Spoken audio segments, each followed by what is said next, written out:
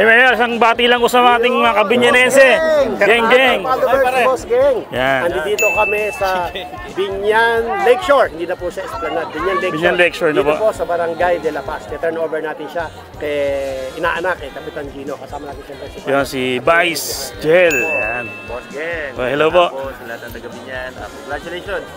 Magte-trending na naman to. Magte-trending, kailangan natin yan. Ano, Mayor? Share ko. Makikilala tong ating lecture. Yan, sobrang ganda no, nakita ko. Talagang na ano to eh. Na-monitor ko to eh.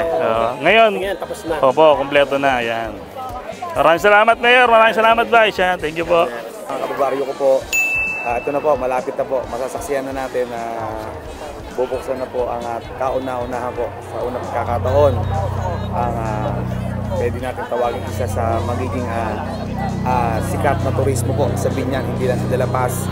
At bubuksan na po natin ang bagong-bago po na Binyan Lakeshore.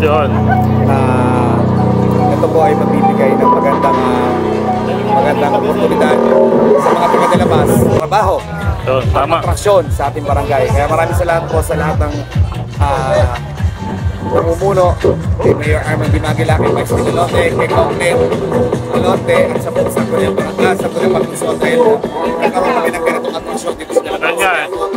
Ito po ay mamahalin natin, lilinisin natin, at aayusin po natin lahat ito. Ano pakiramdam endorse daw sa'yo ni Mayor?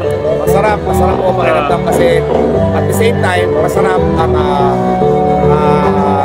medyo pressure, challenging kasi kailangan natin ipakita sa Mayor sa buong sangguniang panglusod na tayo po ay aayusin natin at hihigitan pa natin itong dadagdagan natin yung ganda dito po sa Binyan Lakeshore. Lalo na po para natin nakalinisan.